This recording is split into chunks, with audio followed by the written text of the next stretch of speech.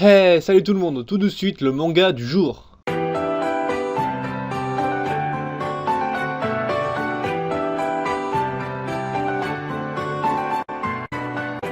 Au programme aujourd'hui, on va parler de Gangsta. Bon déjà, tu dois te dire que rien qu'au nom, c'est dans l'univers mafieux.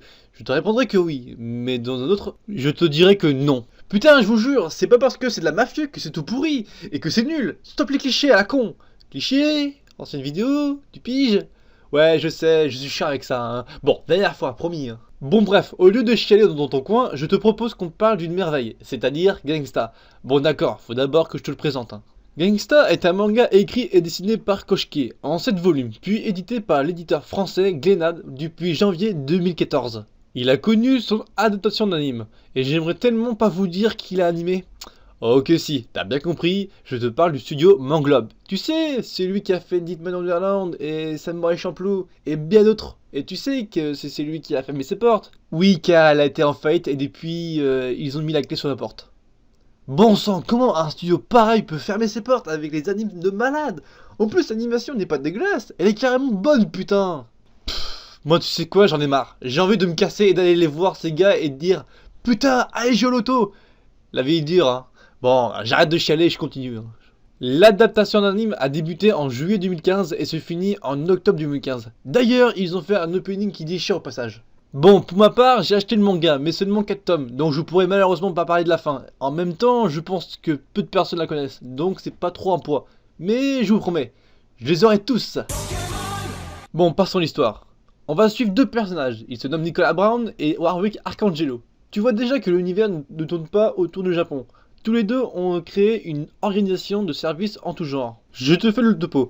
Leur nom veut absolument tout dire. Exemple, ils peuvent te tuer des gars que t'aimes pas, ils te font le ménage et ils te réparent tes meubles cassés et même qu'ils peuvent, comment dire, satisfaire tes besoins sexuels. Putain, j'adore leur nom de société. Tous les deux vivent dans une ville nommée Ergastolum.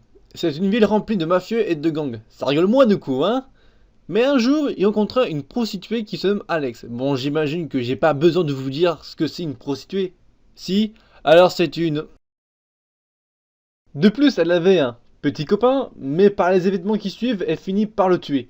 Du coup, le service en tout genre, ouais, c'est pour abréger leur nom en fait, si tu veux, décide de la recueillir temporairement. Et plus tard, on apprendra que Nicolas est un indexé. Bon, c'est tout pour l'histoire. Je te rassure, je reparlerai des indexés dans la vidéo. Comme la tradition le souhaite, je vais présenter les personnages et les développer si besoin. On va commencer par Warwick. C'est quelqu'un de sociable, il aime bien draguer des meufs et il aime bien faire l'imbécile. Warwick se bat avec une arme à feu. Il ne prend pas réellement part au combat, même s'il est assez badass en son genre. Il a un cache-œil car un malheureux accident lui a été arrivé, mais ça j'en reparlerai. De plus, il est hyper amnésique. En gros, il possède une mémoire hors du commun. Son travail préféré, faire plaisir aux femmes, si vous voyez ce que je veux dire. On passe à Nicolas. Il est asiatique et c'est confirmé. Il possède une arme blanche, pour être plus précis, un katana. Il est sourd et non, il n'est pas muet. C'est juste qu'il ne veut pas se fatiguer à parler avec la bouche, donc il utilise le langage des signes.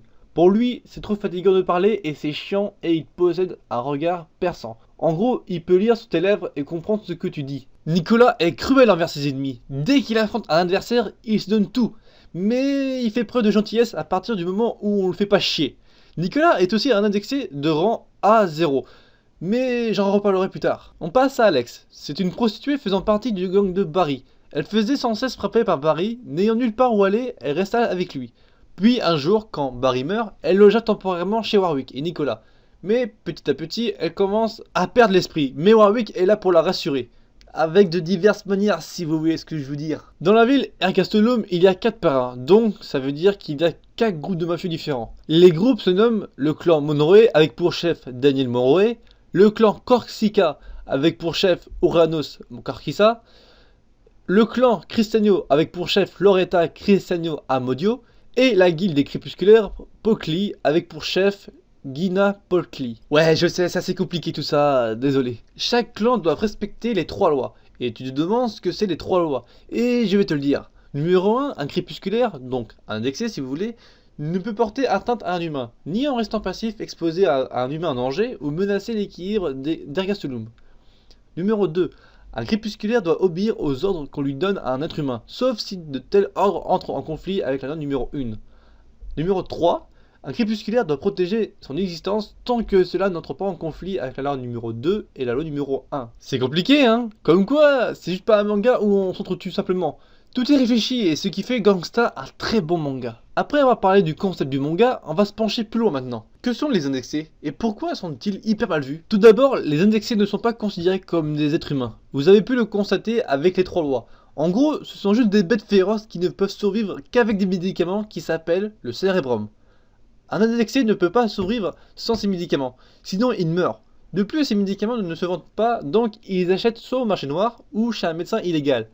Dans ces médicaments, les indexés ont une dose limite à ne pas dépasser. Dans le cas de Nicolas, c'est un indexé de rang A0, mais il fait souvent des overdoses, ce qui lui permet de surpasser ses limites. On l'appelle l'imposteur pour ce fait-là. Nicolas à la base avait un rang du niveau B5, mais un jour il a fait un combat contre un haut gradé, et en faisant une overdose, il a réussi à le battre, et du coup il a pris son grade, d'où le fait qu'il a un rang de A0. Pour en savoir plus, je te conseille vivement d'aller acheter le manga, il vaut réellement le coup d'œil.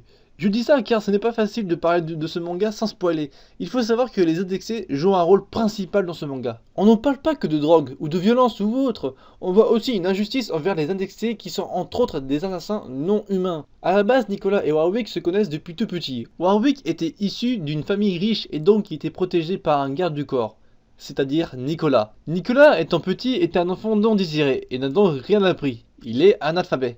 Warwick commence peu à peu à s'intéresser à Nicolas et lui fait donc apprendre à écrire et bien d'autres. Sur le coup, je trouvais ça émouvant, sachant qu'un indexé a une durée de vie moyenne de 30 ans, pourquoi faire donc instruire un indexé? Même si à la base il ne savait pas ce que c'était un indexé, il a quand même instruit son garde du corps. Au final, on pourrait voir une réelle amitié entre ces deux-là.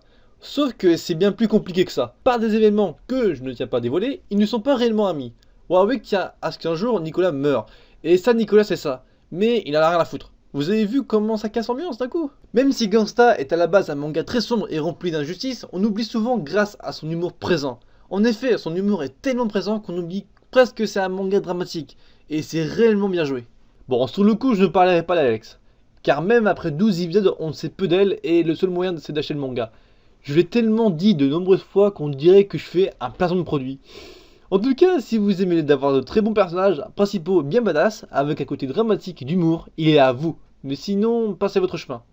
Je rappelle que ce n'est pas parce que c'est un univers de mafieux qu'il faut le mépriser. Gangsta est très réfléchi, on ne se contente pas de tuer des gens, non, il y a aussi une réflexion derrière. Voilà du réalité, la discrimination, et ça peu de gens le savent. Vous savez qu'Alex est une prostituée, elle a été droguée pour pas qu'elle s'enfuit. Mais sauf que, comme vous le savez, Alex n'est pas une prostituée par passion. D'ailleurs, la prostitution n'est pas considérée comme un travail. C'est juste qu'elle ne possède plus rien, et elle doit donc satisfaire les besoins sexuels des hommes pour survivre. On n'a pas tous le choix, donc parfois on est confronté à des choix critiques. D'ailleurs, Warwick surveillait déjà Alex avant qu'elle ne soit recueillie par le service tout genre. Mais il n'agissait pas, car sinon elle se ferait tuer. Vous vous êtes perdu? Vous ne comprenez plus rien à ce que je dis? Comme quoi, j'avais raison si c'est le cas. C'est bien plus compliqué de ce que vous pensez, hein? Bon, je ne vais pas développer plus loin. En tout cas, cette vidéo est terminée. N'hésitez pas à aimer, à liker et à commenter. Et on se retrouvera pour la semaine prochaine. Bye les gens!